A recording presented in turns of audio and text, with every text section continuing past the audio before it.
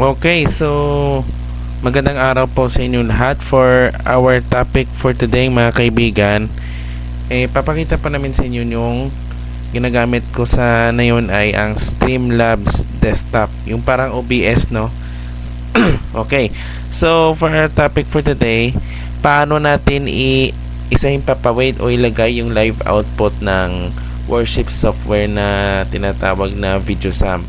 So all you have to do, puntahan po tayo dito sa VideoSam by search. Ito ay isa sa mga free worship software, no, na ginagamit sa mga evangelical church, even Christian church, mga kaibigan.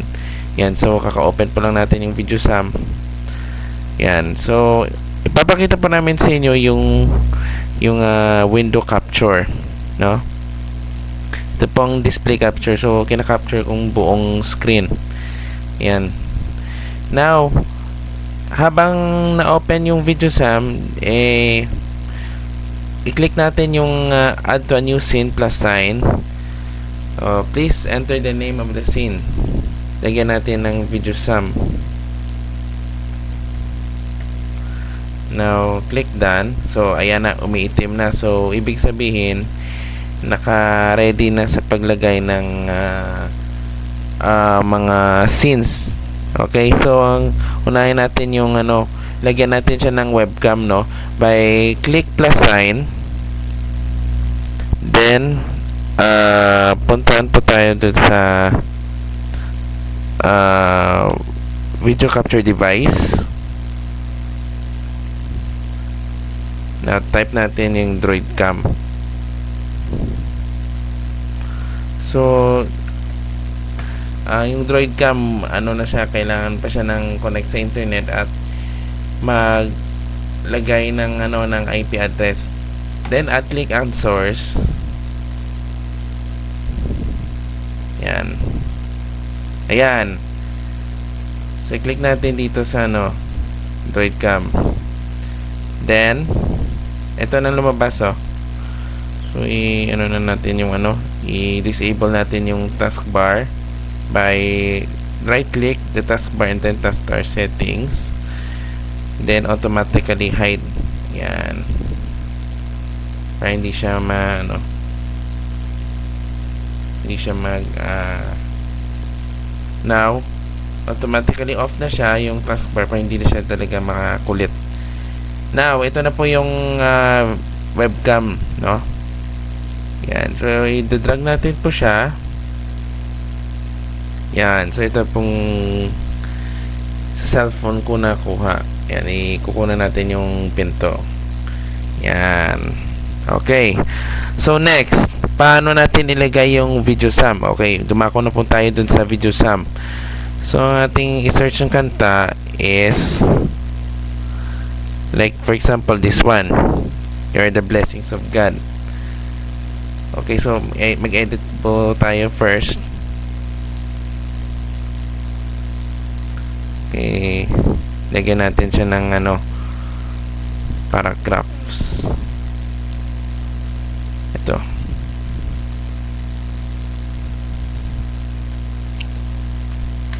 Yan. So click save. Then click natin yung pen edit mode para isara yung edit. So double click para i-erase sa ating screen. Yan. So kung gusto mo ilagay mo sa center, all you have to do is click edit, then vertical alignment. Yan, dyan may ilagay dun sa So close this by click dito sa pencil and i-click natin yun sa, i-present natin siya. Ayan, ito na pong lumabas. So ang tanong, ito po yung tinatawag na live output. Kung baga, paano natin i-ere o himpapawid dun sa Streamlabs, no, OBS. So all you have to do, click natin yung punta po tayo dito sa Streamlabs. Yan.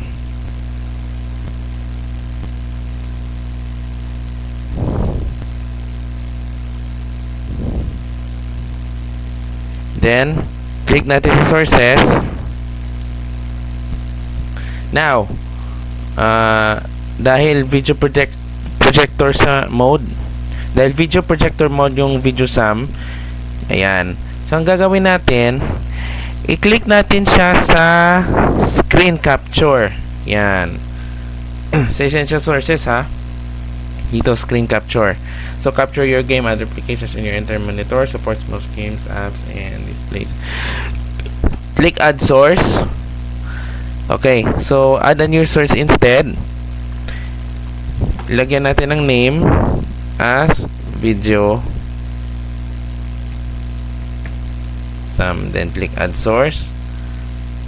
Ayan. So, mapapansin mo, may mga iba't ibang sources like this one. Ayan. So, saan ko i-click yung video sum? So, nasaan? Ito. Makikita mo yung video projector. So, ilagay natin siya sa live sa ating scene. Ayan. By click this one. Ayan na. Then, click done. Okay. So, mag-adjust po tayo ng ng screen, no? By click alternate. By click alternate. Yan. Ito po siya, guys. Adjust natin siya. Yan. Ito na po siya, guys. Yun.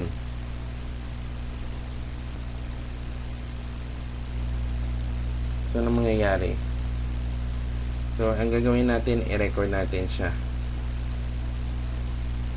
So, i-record natin po siya, guys, ha. Ayan. See, makikita mo. Yun, napaka-simple lang yan, ha. Ayan.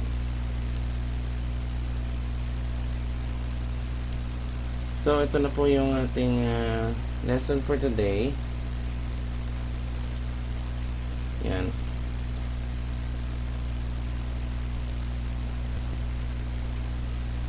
Kung paano i-ere yung ating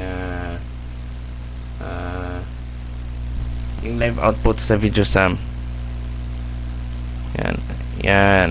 Ito na po siya, guys. Oh. Pasensya na po sa nangyari ito kasi hindi kaya yung laptop ko eh. No? So, dahil mababa lang yung specs. No? Okay, so maraming salamat sa panonood sa ating video. Ayan. Okay. So, thank you and have a nice day. Goodbye.